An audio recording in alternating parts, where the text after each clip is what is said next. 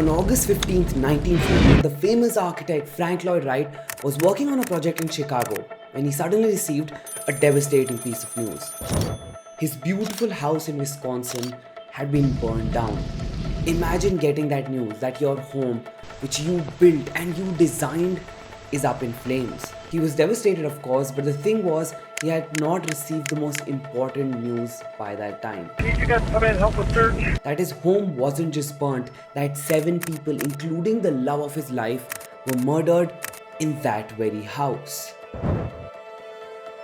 This is the story about love and betrayal. A story about architecture and a story of scandal. This is the story of the massacre at the Taliesin.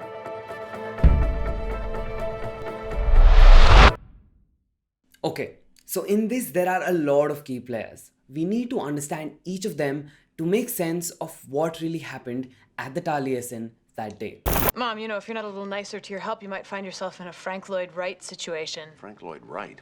One of the central characters here is, of course, the famous architect Frank Lloyd Wright.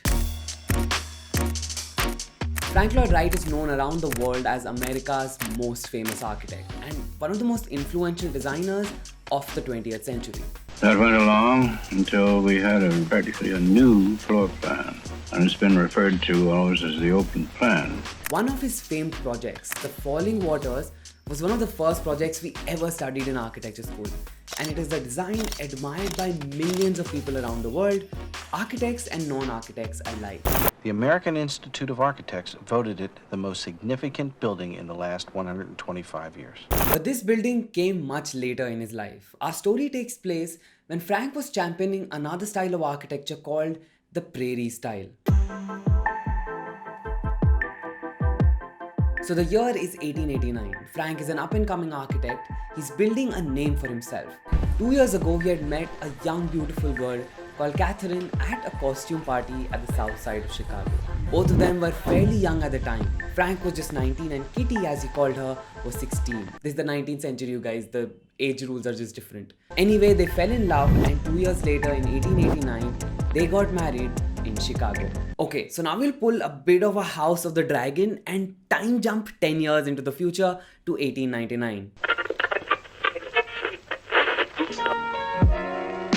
The marriage is going well, but now a lot of Kitty's time just goes to her children. Because if any of you have been around a child, you know raising and caring for even one is a task.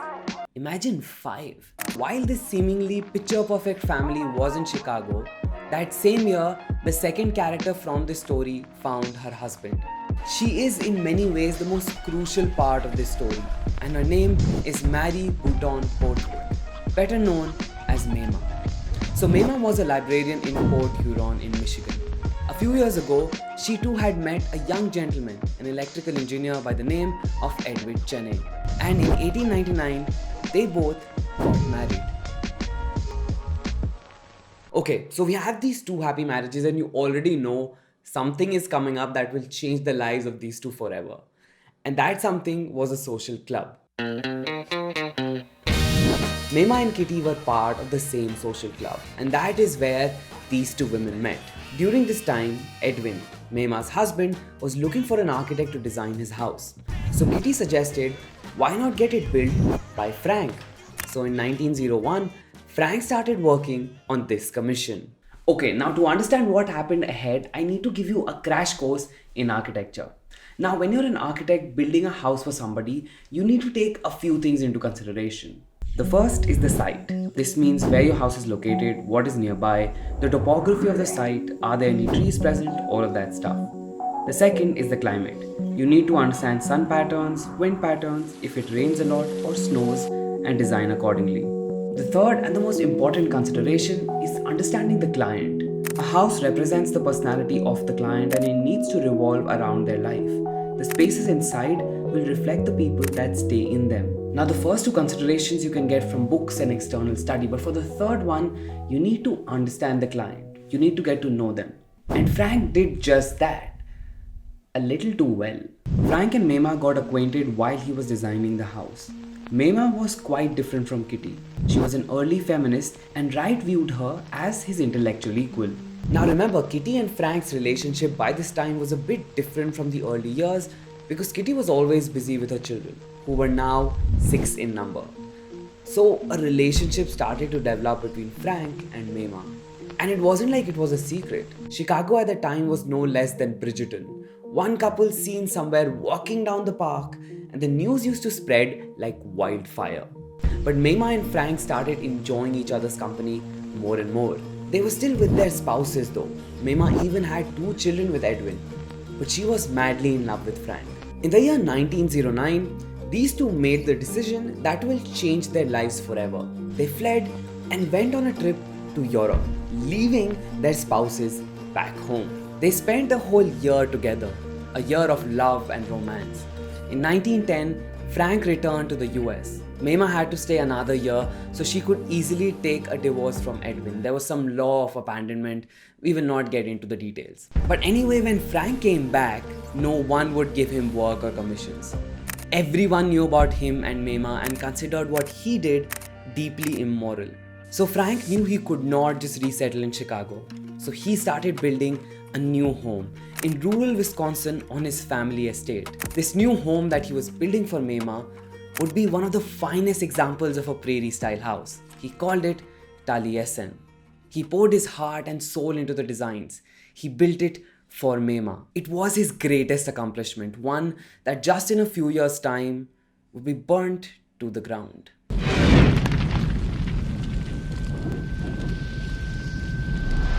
Now, understanding this house is one of the most important parts of this story, so let me give you a quick overview. It was a typical prairie-style house with horizontal lines. The house had 3 big sections. A long section on the east, which held the residential wing, a long section on the west, which held the architectural wing, and a section connecting these two. This was the office wing. It was a beautiful house.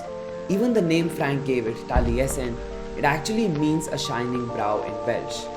Although the locals had another name for it. They called it the Love Castle or the Love Bungalow. Everyone in that town knew that Frank and Mema were not married to each other and yet lived together, and they really hated them for it. As I said before, this was a different time with different rules.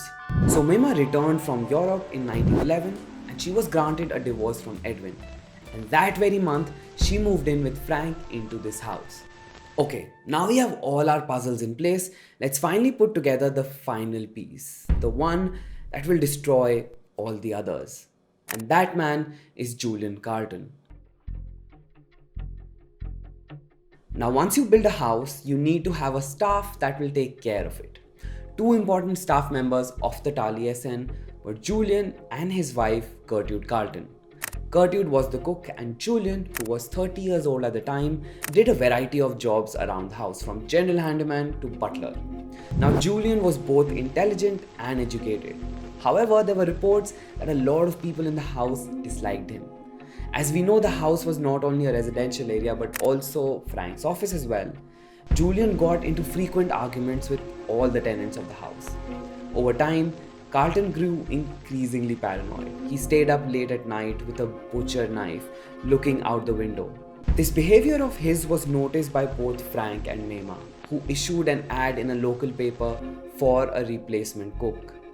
Carlton was given notice that August 15th, 1914 would be his last day at the house. Now, August 15th, 1914, Frank Lloyd Wright was off to Chicago working on his project. It was a usual day at Taliesin. Mema was at the house with both her children who had come to visit her. That day in the house, there were a total of 10 people. There was, of course, Mema and her 2 children. There was the foreman, Thomas Brunker, the gardener, David Lindblom, the carpenter, William Weston, and his son, Ernest Weston, and 2 draftsmen, Herb Fritz and Emil Brodel. Julian had been agitated in the days leading to this one. He started sleeping with a hatchet next to his bed. On the evening of 15th August, people were getting ready for dinner. Everyone else sat down at the dinner table. Mema and her children were sitting out in the porch. Julian served them dinner and then asked Mr. Weston for some gas. It wasn't an out of the ordinary request, as gas was frequently used to clean carpets. If only he had said no.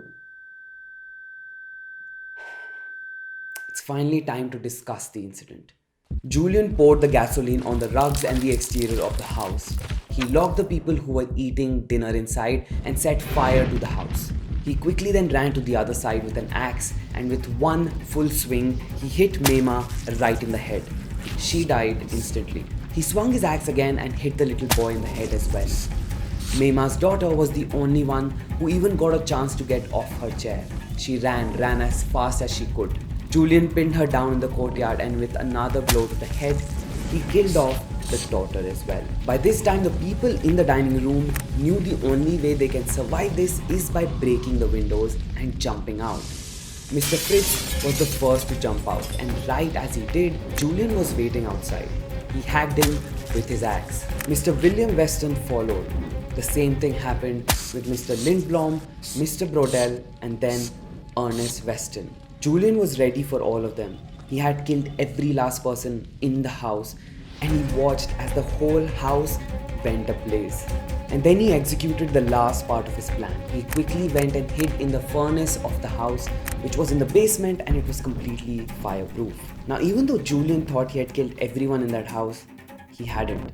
William Weston, who had had 2 blows to his head, got up again. He was alive. And then he found Herbert Fritz. Together, they both ran as fast as they could. They ran to the nearest farmhouse and phoned for help. Weston even ran back to the house to try and stop it from burning. Also, the fire brigade even arrived soon, but the efforts were futile. In less than 3 hours, Taliesin, the dream of Frank Lloyd Wright, burned to the ground. In this whole saga, there is one question that kept me up. One question that I just couldn't understand. Why did Julian do all this? The truth is, nobody knows. A few hours after the incident, Julian was found hiding in the furnace. He had tried to kill himself by drinking hydrochloric acid. When found, he was almost lynched on the spot. However, the local sheriff got him to safety. He was presented before a court where he pleaded not guilty. But before he could even reach the trial, he died of starvation because he had burned the insides with the acid. So no one knows why he did it. A possible explanation was given by his wife, who said that the news of being kicked off from his job had turned him frantic. Some even say that the primary target was actually Emil Brodell, who had called Carton a black son of a bitch just a few days prior to the incident. But nobody knows for sure till date. Frank Lloyd Wright was in Chicago when he got the news, and he hurried back. With him was Edwin Cheney. Edwin took the remains of his kids while Frank collected the remains of Mema. He paid for everyone's funeral who died in that house. He was devastated. Shortly after, he published a statement. He promised to rebuild Taliesin in her memory. And he did. Though that Taliesin also burned down in a fire, this time it was an accident. But the man never gave up. He built the same house a 3rd time. And that Taliesin today still stands, inviting visitors from all around the world. What happened that day was tragic, but why it happened, no one knows. It's a mystery to this day, one that will probably never be solved.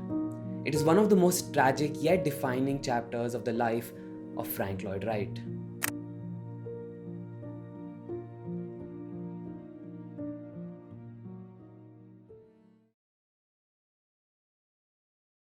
Hey guys, so I hope you liked that documentary. This took like more than a month to sort of collect, create all the visuals, everything. So it took quite a while. I really hope you liked it. So before you go, I actually had a request. So how I actually make money through YouTube is by YouTube ads and sponsorships. Majority of it is through sponsorships. But I also want to create a parallel where I don't have to rely on those sponsorships and just get you the best content out there. And that can only be possible with your help. If you wish to, you can help support this channel through 3 means. One is Patreon, second is channel memberships, and third is direct donations through PayPal. Now I have kept the link for all three in the description below. There are some perks to all the three, and of course I will be thanking all of you in my upcoming videos, whoever is the sponsor. By the way, these are the people who are currently supporting this channel, and a huge thank you to all of you. So you can find more details in the description. Do see if you can help out. By the way, there's also a new feature on YouTube where you don't have to join a membership, but there is something called super thanks below each video. You can just click on that super thanks and just see whichever video you like and just donate for that video. You can check that out as well. But in any case, do give this video a thumbs up. Do let me know what you thought of it in the comments below, and also do subscribe to Blessedarch. Hit that bell notification so you're notified whenever a new video comes up. And that was it. I will see you guys very soon with more such content. Until then, bye-bye. By the way, before going, let me know in the comments below, what are your theories as to why did Julian do all of this? Do you have something going in your mind? Let's discuss.